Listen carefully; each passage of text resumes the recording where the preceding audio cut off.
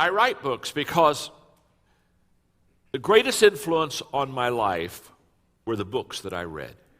Books have formed me, who I am today, how I think, what I feel, have all been formed by what I read. And that practice of reading good books began when I was probably in the 7th grade. My parents paid our allowance. I'm the middle child. My brother's older. My sister is younger. I'm the middle child. My parents paid us to read books as we grew up.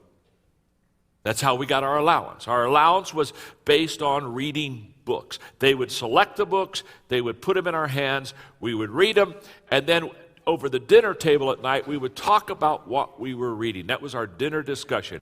They invested in, but now, my parents didn't pay us to do chores. In fact, I remember going down to my neighbor's house, Phil Conrad, and Phil was doing some stuff, and he said he got paid to do chores. I said, "You're kidding me. What a great idea." So I came home to Dad. I said, "Yeah, I'm over at Phil's house. You know, he's working out in the yard, doing some stuff. Dad, Phil gets paid to do chores. I'd like to get paid to do chores around my house." And my dad smiled and said, "Son, that'll never happen." So, "What do you mean it'll never happen?" He said, "I don't pay you to do chores." "Well, why don't you pay me to do chores? The other kids get paid to do chores." He said, "You do chores because you're part of a family." He said, "Let me put it this way. By the time you were born, you already owed your mother for 9 months of room and board."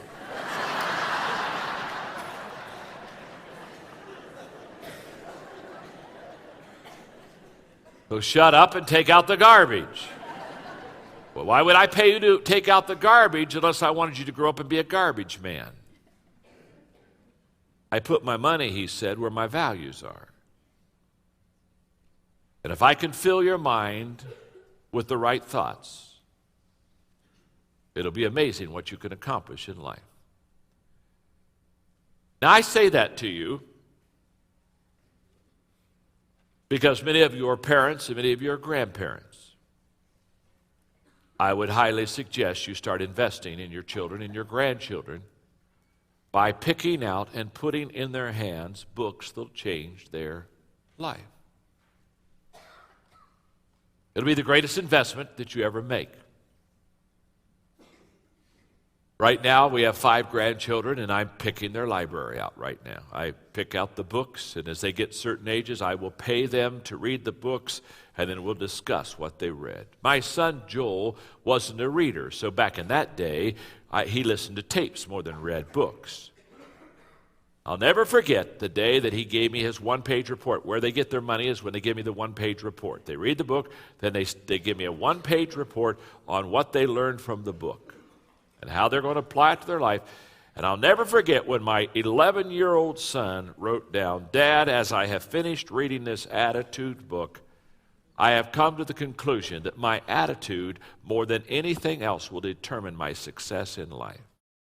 I'm going to right now, if you're a parent or a grandparent, I'm going to give you more than 3, but I'm going to give you about 4 or 5 books to choose from, okay, that are great for your kids. The first one is called The Difference Maker. It's a book on attitude. And here's what it basically says. Your attitude isn't everything, but it's the main thing that'll make a difference in your life. And it teaches your kids about how to have a good attitude about adversity in their life. A great book for kids. The second one that's tremendous for your children is a book called Talent is Never Enough.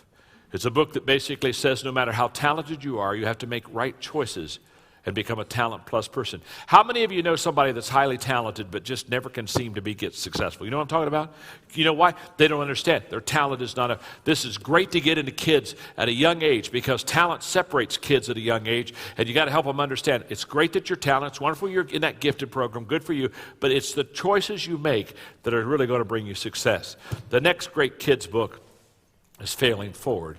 It's a book that teaches you how to fail successfully because kids fail, and if they're not careful, the failure will begin to put fear in their life. And I teach people how to fail the right way. It's not the failure that hurts us, it's our response, our wrong response to the failure. And when I wrote this book, I was interviewed on Good Morning America, and they asked me, they said, "Where did you do the research on your failure book?" And I said I didn't have to do any It's the only book I've ever written that I never had to do any research on. All I had to do is think of all the stupid things I've done. And I give you 15 good ways to handle failure in your life. The next great book for kids, dear God, this book ought to be, I don't know, by the time they're a freshman in high school, they got to get it under their belt. It's called Today Matters.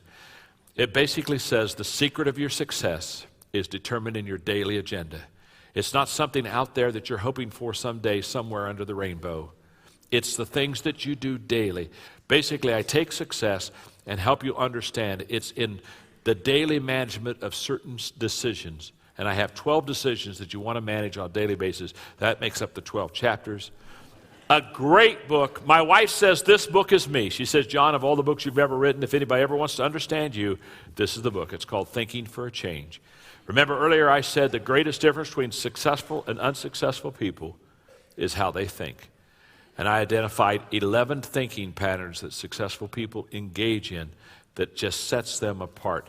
Great book for you. Great book for the kids.